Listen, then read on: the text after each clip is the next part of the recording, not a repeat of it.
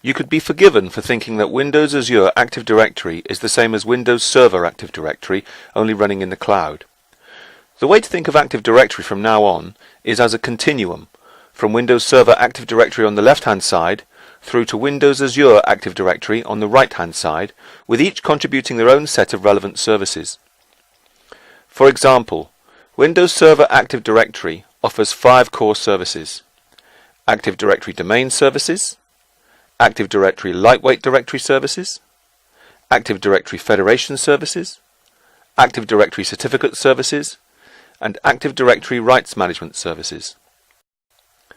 Over on the right-hand side, today, there are just a couple of services: Windows Azure Active Directory, which offers services around the identity problem, and Windows Azure Access Control Service, which federates identities from external providers, like Google, Yahoo, Facebook, even your on-premises AD.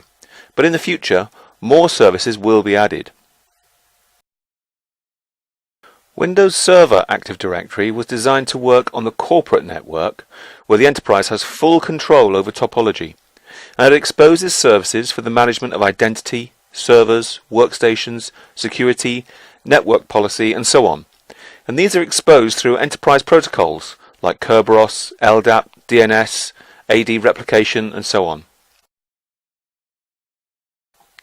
Today, Windows Azure Active Directory limits itself to one area: identity, and it exposes its services through protocols that work well in the world of Internet-connected cloud applications, such as a REST API and various Internet identity protocols.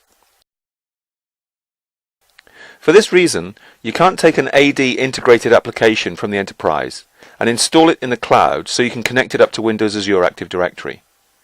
You have to build apps with the Windows Azure version of Active Directory in mind right from the outset. Many of you will have been using Windows Azure Active Directory for a couple of years already. That's because it's exactly the same directory service that's used to manage Office 365 for services such as Exchange Online, SharePoint Online, and Lync Online.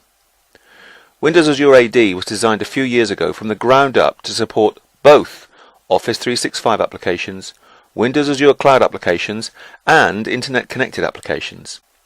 It's just that these features have only been released since July 2012 as a preview for developers. If you already have Office 365, you already have a Windows Azure Active Directory tenant.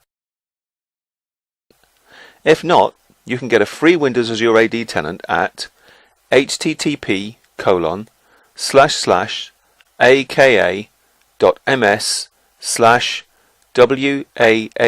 signup.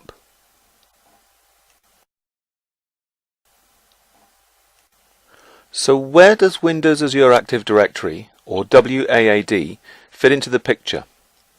Well, just as the enterprise starts to get a grip on the proliferation of digital identities and starts to solve the problems of too many usernames and passwords, cloud computing has started to refragment that story again.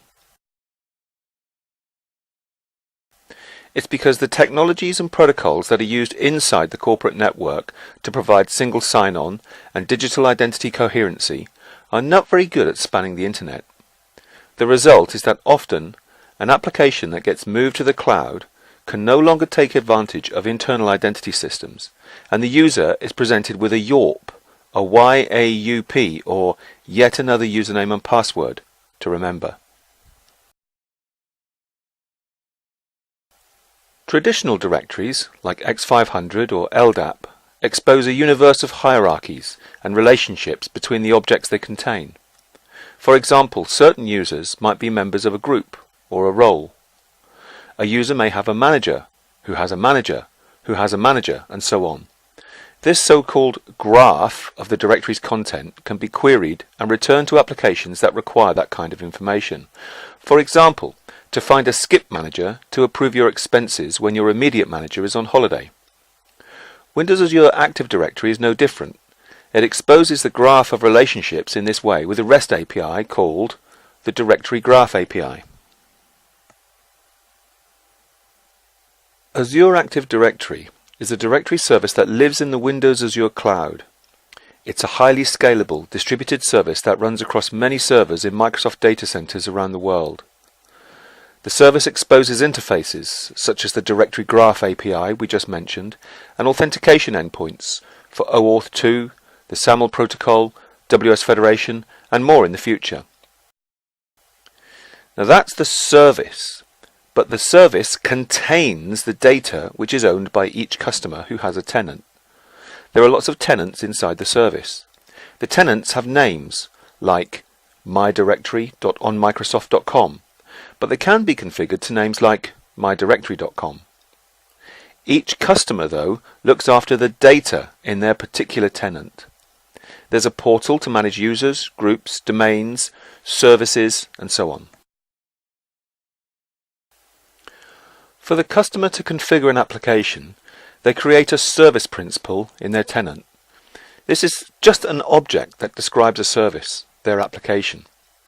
A couple of important things it contains are an identifier, known as an app principal ID, and a secret.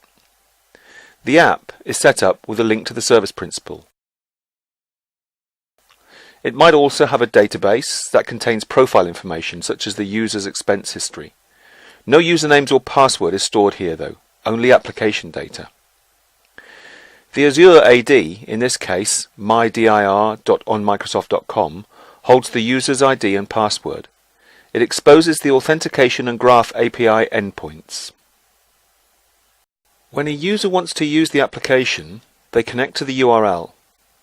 The app redirects their browser to the authentication endpoint. That's when the Azure AD login page pops up.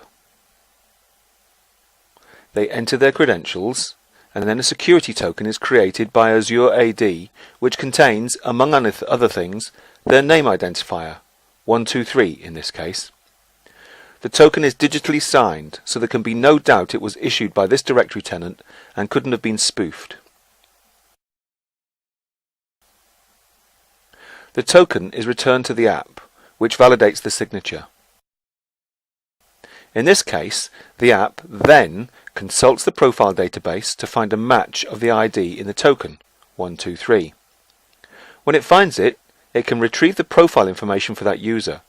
At no time did the app see or need knowledge of the user's password. It's not practical for the entire content of the directory tenant to be returned in the token. This is where the application can use the Graph API. It can either access the directory using the secret, or, depending on the protocol, it can use delegated access, where it accesses the directory in the security context of the user. Say the app needs information about the user's manager. The details of the user's manager can then be returned, and this data could be used to, for example, complete an expense report.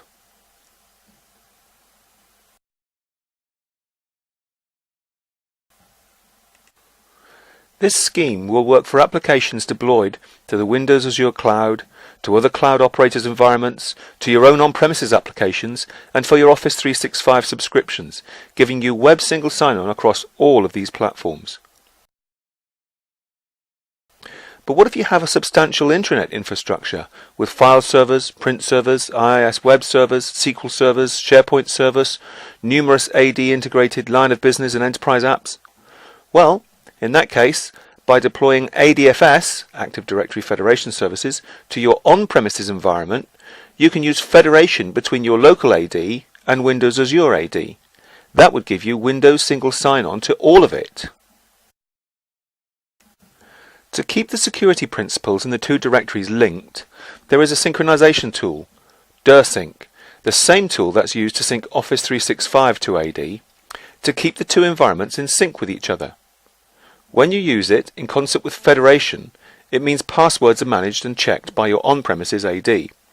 This is great because it means when a user leaves your organization, by simply disabling or deleting their on-premise AD account, they are automatically locked out of everything.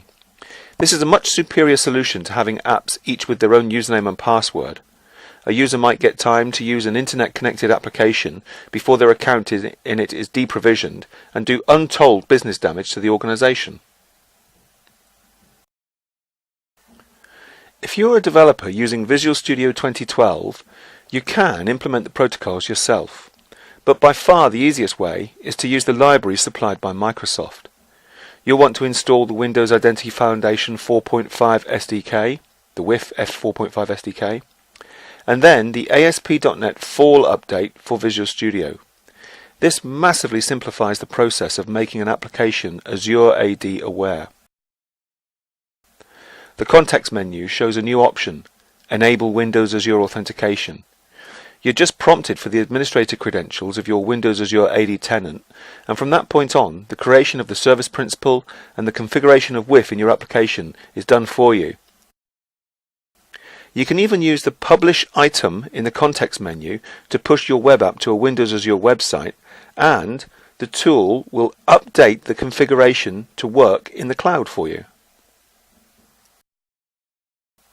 If you want to understand more, there are samples and instructions at activeDirectory.windowsazure.com/develop. If you are new to Windows Azure, you may find it useful to sign up for a free 90-day trial subscription.